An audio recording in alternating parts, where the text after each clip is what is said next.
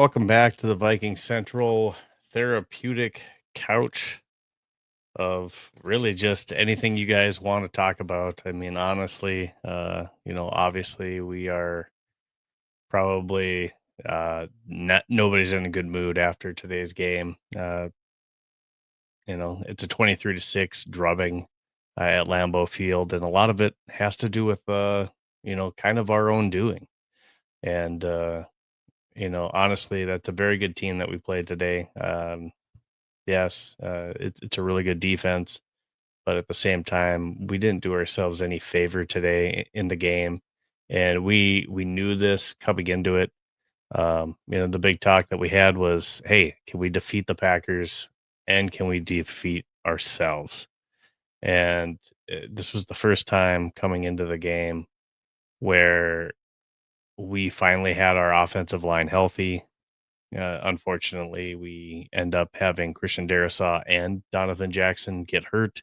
I haven't checked on the updates. If anyone has any updates that they've seen somewhere on social media, go ahead and send those in the chat. If you have any questions or comments that you just want to vent, if you're on X or YouTube following us right now or Facebook, just make sure that you drop a comment and we'll go ahead and bring that up, throughout the post game show. But I want to go ahead and recognize our sponsors. That's Badass Wood Art. Make sure that you go ahead and use that's badasswoodart.com and use our code VC15 to make sure that you're receiving 15% off. Luis had another fantastic Vikings giveaway again today where he had a Vikings helmet art piece. Make sure that you check them out.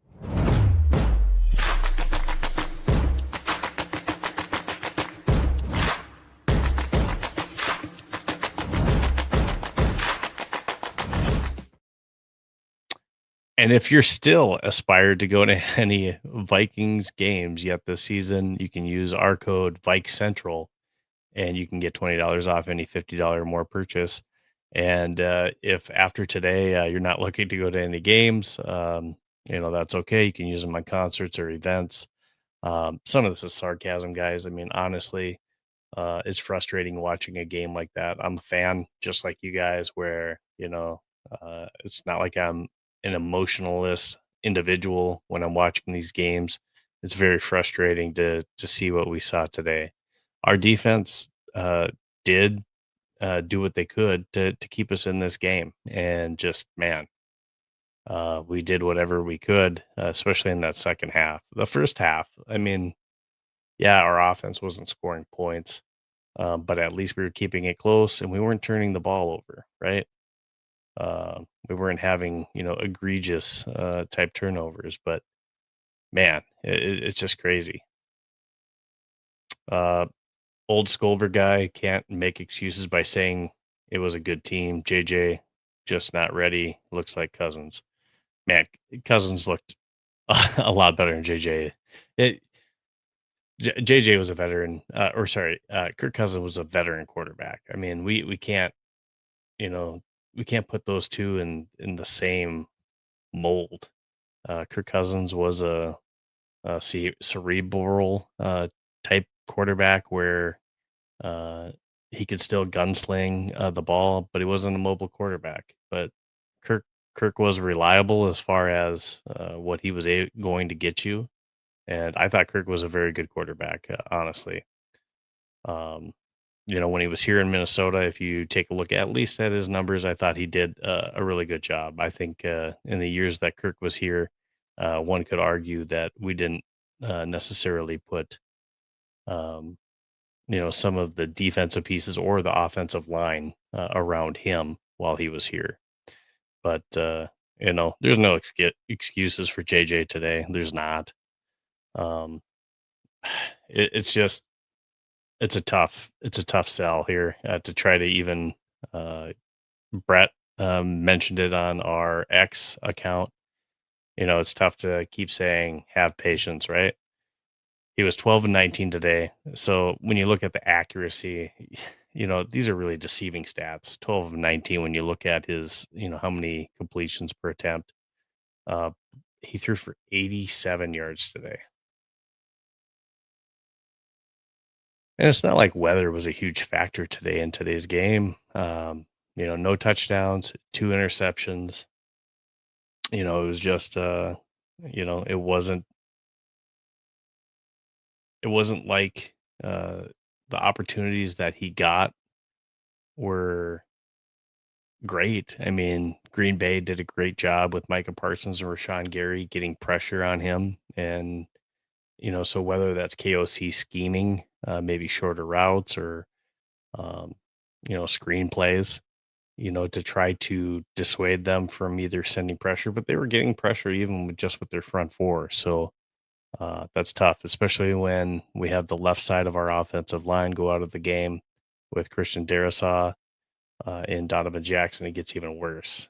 So we took a lot of sacks today. Green Bay had 5 sacks today. Last week against Chicago, our offensive line allowed 0 sacks. This was a much better defensive team coming in. But again, it's not a good performance. The frustrating part with JJ McCarthy today was his unwillingness to unload, and I don't know if that's coaching or whether he was scared to turn over the ball. Now he had some 2 picks late, and you can play the game. You know, comments. You guys can play the game. I can play the game. We could say, yeah, but if he throws the ball down the field, uh, you know, you're going to be upset because he threw the ball. You got to throw the ball, but you got to throw the ball accurately too, right? You got to allow your wide receiver to go up and try to make a play. The one to Naylor that was overthrown, it was an overthrow. That's not giving your receiver an opportunity to go up and make a play on the ball. You got to put it in his area where he can make a play. If you're just overthrowing him, I mean, that's on you. That's not on the receiver. That's not giving your receiver an opportunity to make a play. Um, you threw an interception, a bad pick by overthrowing the ball. So, um, yeah, the other pick that we had, I can't really put so much of that on him as far as that second pick because he got hit from the back. That was a good defensive play, not only by the defensive individual, the linebacker that caught it, but also um, the edge that got his hand on the football when JJ McCarthy was throwing the ball. You can't hold on to the ball, and he took a lot of 5 sacks. Now, putting this in perspective, 5 sacks. We took 2 on 2 drives. And 2 of those almost, and they were very close to being safeties. But I mean, absolute drive killers when you're trying to put some together. So, and I get it, sacks are going to happen occasionally, but when you know that they're getting pressure. So again, whether this is coaching and KOC is just, are we running plays that are too long developing? Because if we know that they're getting to our quarterback fast, we got to get rid of the ball fast. So that means making sure that we have routes that are being ran, whether it be some quick slant options for him in there too, where he has some of those reads in his arsenal to where he can, possibly get rid of the ball a little bit quicker, run some more screens if we can. And if he's not getting that much time to throw the ball, let's roll him out of the pocket. So, one of the comments that we have on here, Mike on X says, "Why hasn't McCarthy run the ball lately?" You saw him run towards the end of the game, and he picked up a big first down. He took a little bit of a hit there too, but I think there was some frustration on his end. He wanted to get that first down. But yes, I agree.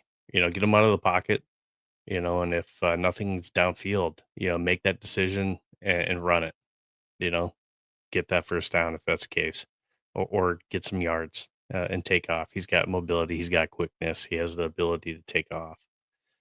Um, David Palomaro says this team has bigger issues outside of JJ. He's not free of criticism as we expect him to show growth. There's no synergy with KOC and JJ. Yeah, I mean,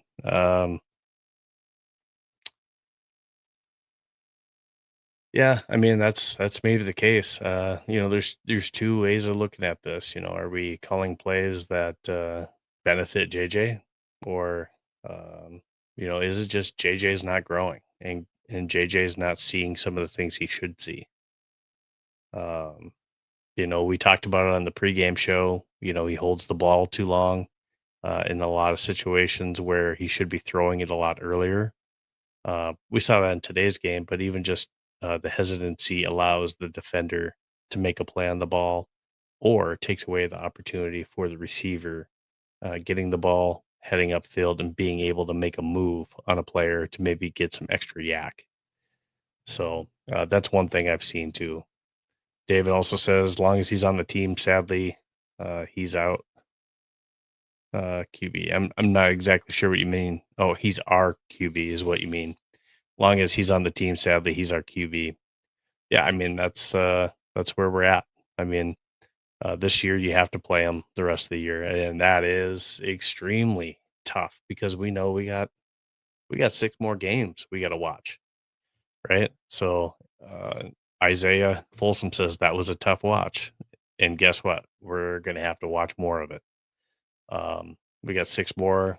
Uh, Now theoretically, you know, we could run the table with our last 6 games, and I get it, you know?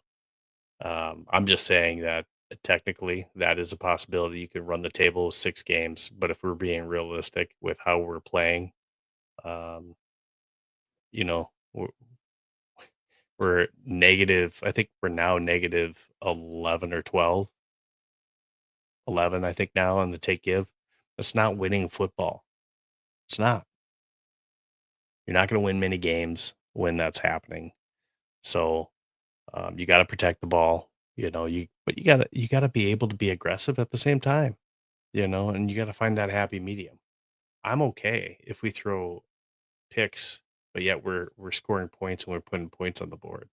When we're not putting points on the board and we're choosing not to be aggressive until late in the game, and that's when the defense is pinning their ears back on us. I mean, what the heck, you know? We had an opportunity early in this ball game in the first half. We were running the ball really well. We were. And those are the opportunities when you're running the ball well that you can also maybe take some shots. We didn't really take any deep shots in the first half at all. Now, I don't know if that was because of the scheme and just there was nobody open and there wasn't the opportunity for that, but we didn't take any shots. We didn't choose to try to get aggressive until late in the game when the game was already, dang near out of reach. So that's frustrating as well. Alex Manning says this team is in big trouble moving forward. Some big contracts on our books. So little room for movement in the offseason. I can't see any way Jettas doesn't request a trade moving forward. We're going to see how the last 6 games play out, Alex. And, you know, yeah, that could be a thing. I don't think that he's that type of guy to try to do that. But what I will say is if we don't see growth with JJ, and it's not only affecting the projection of this team and its ability to win football games, but also Justin Jefferson wants to win. He wants to win, but he also wants to be able to be the best at the game stat wise. He'd like those two things to go hand in hand, right? Um, you know, he's constantly been one of the best wide receivers stat wise since he's been in the league. Uh, and until this year, and he's even still kind of hanging in there, but this is definitely, um, the lows of the low that he's had. Now, if we're jeopardizing that, is it is it unlikely that I think it's likely is basically what I want to say. I think it's likely that Justin Jefferson may approach the front office or Quasi and say, "Hey, um, and this is if JJ is not showing any growth throughout these last 6 games, where he's going to make it, the front office make a decision as far as either going in a different direction or yes, that could be a hey, move me because he doesn't want to sit here if we're not seeing any growth, and this is the kind of product that we're going to put on the football field. And as a fan, I would hate to see that, but how do you blame him? I don't think you can. Um, Donovan Jackson season says, I think the overreactions after this game about McCarthy are overstated, almost 50% pressure rate. Barring the last pick, I think he kind of looked better process wise. I have some ugly things to say about this offensive line, though. Okay. Yeah. I mean, yeah, it's a really good defense. We talked about it before the game. This is a top five defense. Absolutely. And they get to the quarterback. Absolutely. They do. But when that's happening, again, is this a JJ thing or a KOC thing on the plays being called? Now, yeah, the offensive line has to hold up, but there were still times where you just felt JJ was holding on to the ball too long as well too. Like throw it away, throw it away and live to see another play instead of being second and 17, or possibly almost taking a safety because those are just drive killers. They are, especially when JJ's not really throwing the ball downfield. How do you make up 17 yards? And what we saw is little dump offs to TJ Hawkinson. That's that's not going to get you 17 yards. It's not. Now, as far as process wise, I did mention one at one point during the play. I want to say it was on a third down play. Now, and we didn't get the first down. It was a pass to TJ Hawkinson, but it almost looked forced. But you could see that JJ was trying to adjust his mechanics in his throwing to make sure he made a completion and made a good pass to TJ. It looked odd because it didn't look natural for him. But so you can see that he's working on some things. Um, yeah, this is a really really good defense. Yeah, they're gonna make some plays. They have a really good secondary as well too. Um, but we didn't really do anything to challenge them in the pass game. Our run game was fairly successful. It really was. If you take a look at our rushing attack, especially in the first half, we were averaging roughly about 6 yards a clip. Overall in the game, 4.7 yards, but Jordan Mason had 44 yards in the first half. You know where he ended the game? At 42 yards. Why are we going away from that? Aaron Jones, 9 carries for 41 yards. Um, I'd have to look it up as far as I think after the third quarter, I think we had like negative 22 yards in the third quarter. Going backwards, you know, and it's hard.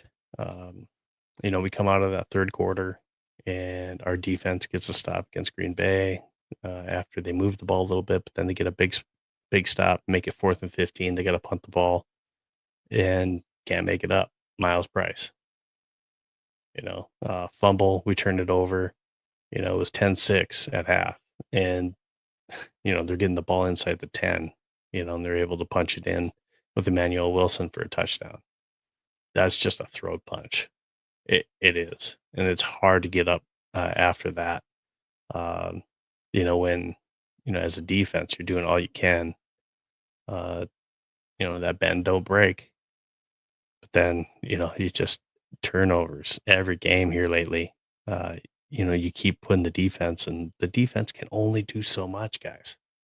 They can only do so much. You can only, I kind of want to put it to like that Spider-Man meme where he's holding the train. That's how I feel like our defense is. Our defense is trying to hold that train back constantly, and just the turnovers keep mounting. Um, More negative plays or 3 and outs, and they got to go right back out there and try to make a huge stop. It was sarcasm, but Ryan Wright, yeah, he punted. He had a good game. Um, he made some good plays, but that was tough to watch. It absolutely was. If you guys have any more comments, make sure that you send them into either X or YouTube. I'll go ahead and pull them up and we'll talk about them. Some other stats. He didn't have a great day, Jordan Love. Jordan Love was 14 and 21 for 139 yards, but he didn't have to because they were having success in the running game. Josh Jacobs, Emmanuel Wilson's backup comes in. He runs for 28 carries for 107 yards and 2 touchdowns. And at least one of them is one of the touchdowns we set him up for. But and man, we can't stop anybody on the run. Really? Was it that we couldn't stop anybody on the run, or is it because the defense didn't get a break all day because we can't sustain drives and they get a stop? The offense goes 3 and out. Maybe they get one first down, but then the defense is right back out there. Or we turn over the ball. They just got off the field. Now they got to go right back on and go right back at it. So this is deceiving. I mean, you could say, yeah, you could say, hey, we struggled to stop them running the ball. Uh, you know, I think that's really deceiving when if they were running the ball like that on us, um, and we're having sustaining drives, sure, but you're not giving them any rest. These guys are tired out, dog tired down there. I don't have. Let me see if I can find. Uh, Let me see right here. I think maybe I'm just trying to pull up the team stats. I want to see the time of possession. If I can get that, here we are. Time of Packers had the ball for 37 minutes and 15 seconds. The Vikings only had the ball for 22 minutes and 45 seconds. Man, I mean, talk about lopsided. The Packers were on the field offensively for almost double the time the Vikings were. They had more than double the first downs that we did. You know, we were only 2 of 9 on third down.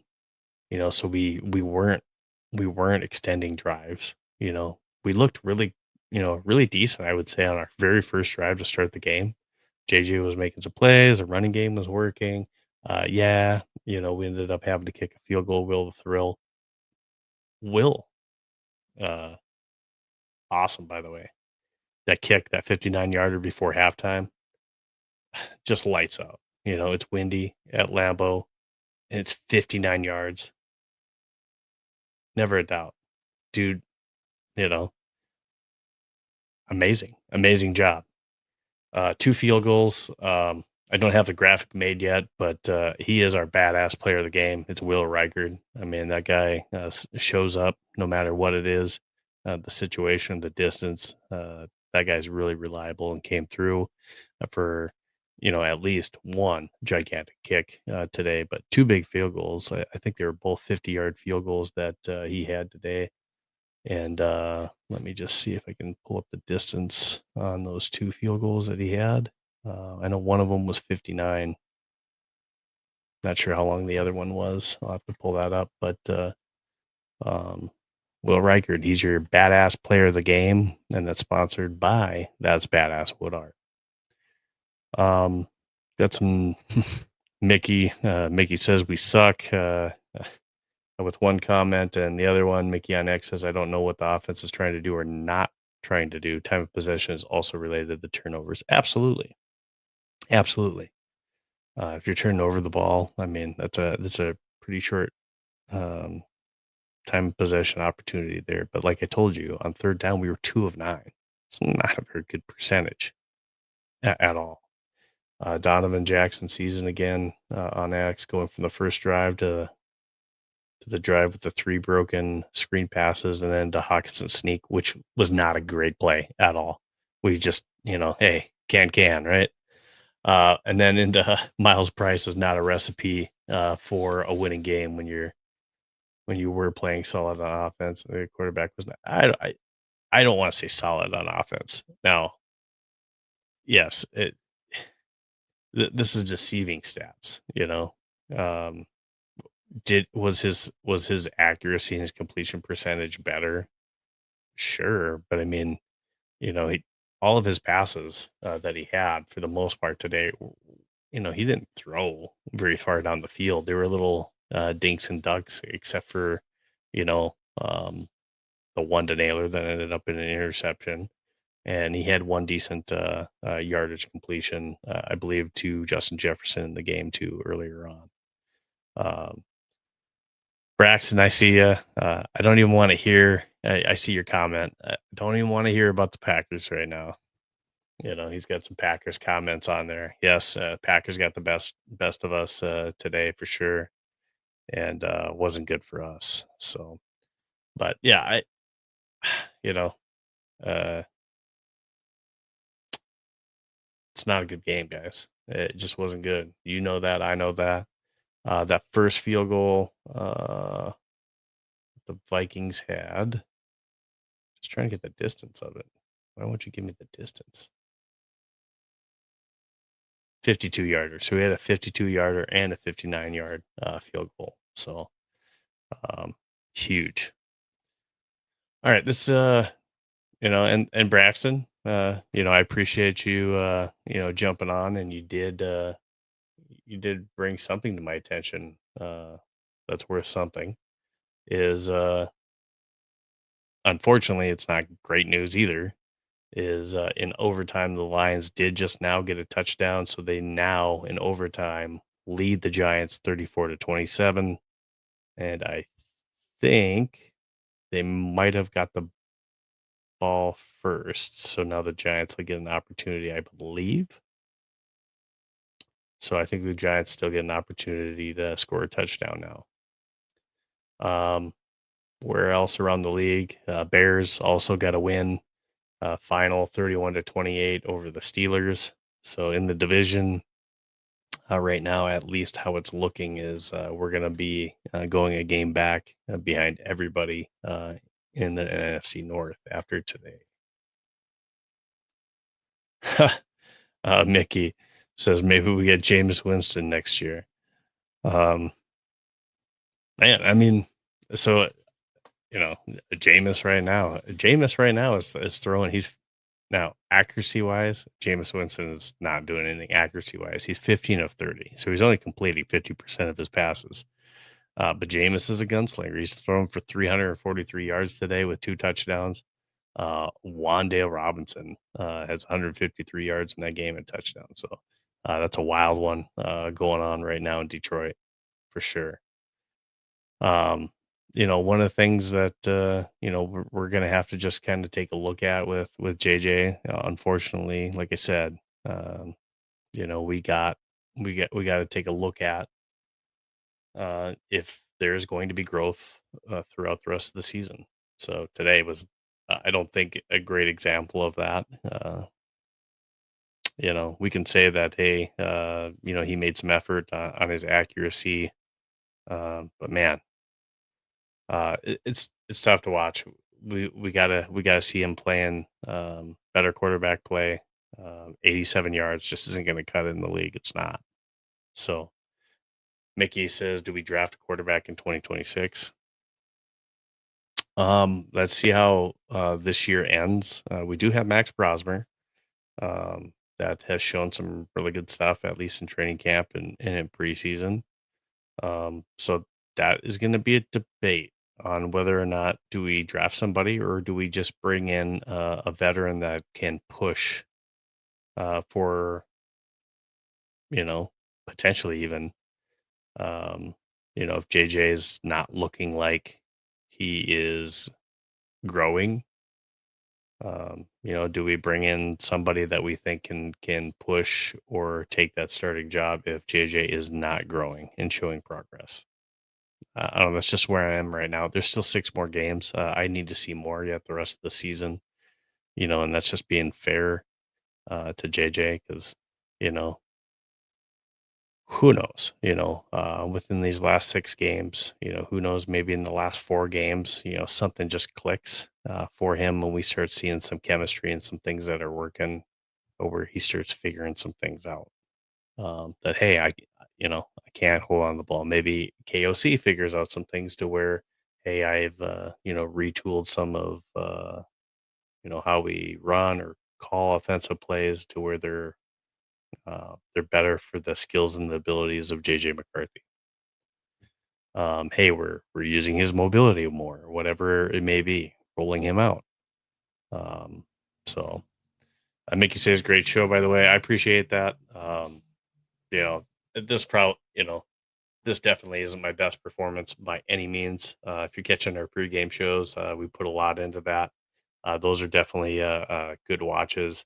This last one with Coach Josh Jones was great. The film breakdown that we did. If you didn't get a opportunity to watch it, I know the game's over, but we did do some great breakdown as far as things that we're seeing on the field, both on offense and defense, and with JJ McCarthy. That's definitely worth a watch. You can check that out on YouTube. And Mickey also said it's a lost season. Put Max in. Am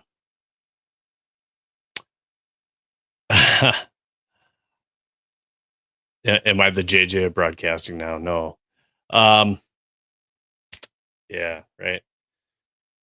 Um, putting Max in a game like today, I would have been fine with that because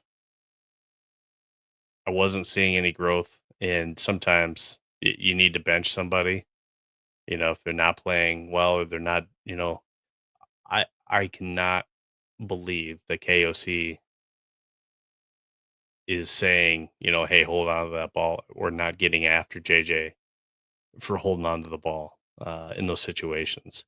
You got to be able to throw it out of bounds, or throw it, to one of your receivers to let them try to make a play on it.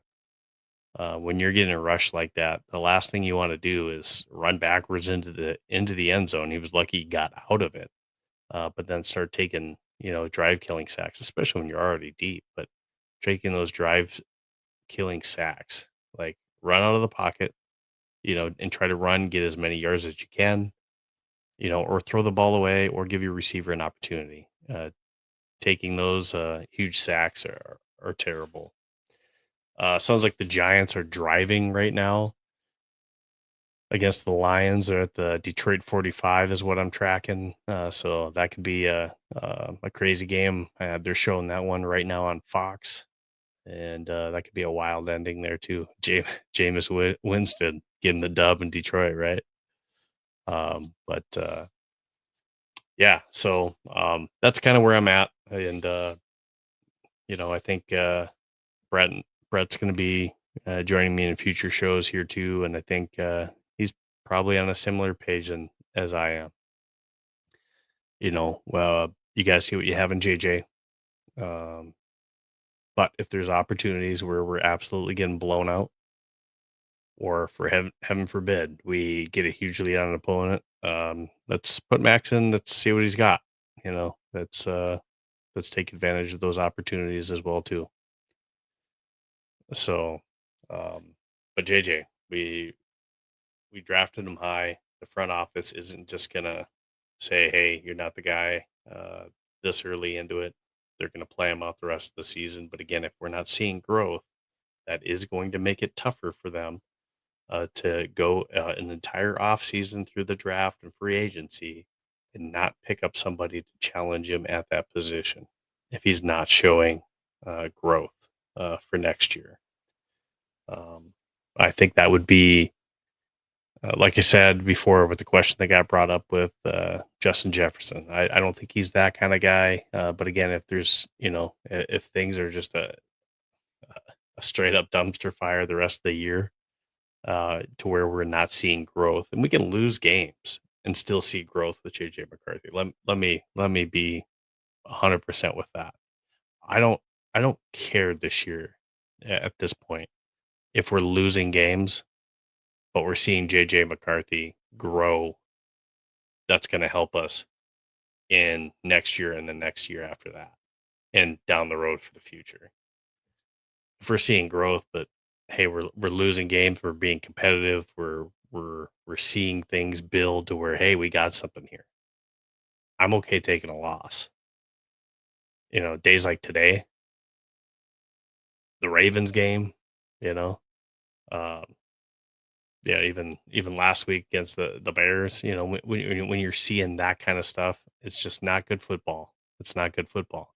It's not good for the locker room, and for how much money we spent in free agency and where we're sitting salary cap wise. There's going to be some tough decisions on this team too, as far as where we are at, and you know, um, it, you know, who we cut And that a lot of that's going to depend in these last 6 games as far as where are we at as a franchise. Are we going to be competitive in the near future, or do we need to cut ties and do a full over rebuild? You've heard the term that Quasi has used as the competitive rebuild. Depending on how these last 6 games go, that's going to tell you a lot about where this team is at. Now we have a lot of good pieces where you're not going to get rid of them, but these last 6 games are going to be very important for the future of this franchise for sure. I'm not seeing any more comments in here. Uh, Mickey, you say agreed. Figure we wouldn't be that good, just not this bad, no growth. I disagree with that. I disagree with that. I think this year we thought we were going to be good. Coming off of 14 wins, we should have expected that. And I think the expectation was that, um, at least by the front office, I think there was a miscalculation of how good JJ McCarthy was going to be this year. So I think they thought there was going to be better growth and better production from that position, and there hasn't been this year. So I think that is the disappointing thing, not only to the front office, the team, but us as fans. But we are where we're at. Most likely, unless we run the table, we are not a playoff team. It's a win-win to play JJ the rest of the year. And what I mean by that is we're either going to have a really high draft pick because we're not winning games, or he shows us something, and we've seen some growth, or potentially even the best of both. And I know this is a hard watch yet, but we're losing games, so we have a high draft pick. Plus, we've seen growth in JJ McCarthy, and we're able to do something that's either going to build around him and fill holes at some different positions of need on this football team. So that's kind of where I'm at. Play them out. Let's see what we got. That way we can make a solid decision here for the draft in the off season to develop him. If we see growth, yeah, he probably needs to play the most of, if not the entire year next year, to see what you got. But if there's no growth this year, man, he could be a 1 year bust. That's kind of where we're at. So I don't think, if someone wants to call that an overreaction, that's not an overreaction. If you don't see growth this year in JJ McCarthy, and I'm not saying significant growth, but if you're not just seeing a growth, that's tough going into the next year to sell that to veteran players on this team and stars like a Justin Jefferson. You can't tell me that he doesn't have the star power to have some input on that. So, anyways, not seeing any more comments. One last shout out I need to give is to one of our other sponsors, which is Homage. You can support us up in that top corner with homage.sjv.io/Vikings. You go to that website. They got great Vikings clothing that's great to wear. They have other sports teams and other trendy former TV shows, movies, quotes, just some cool stuff. Go check them out.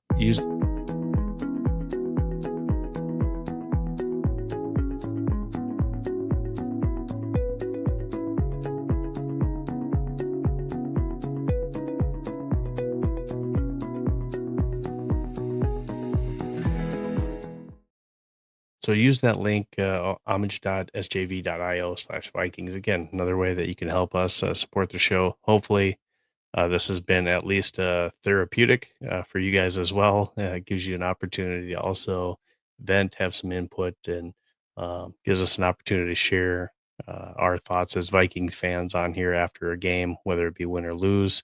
Unfortunately, we take the loss today, 23-6. I'm going to do one last check in here on the Detroit game. I think that one just went final.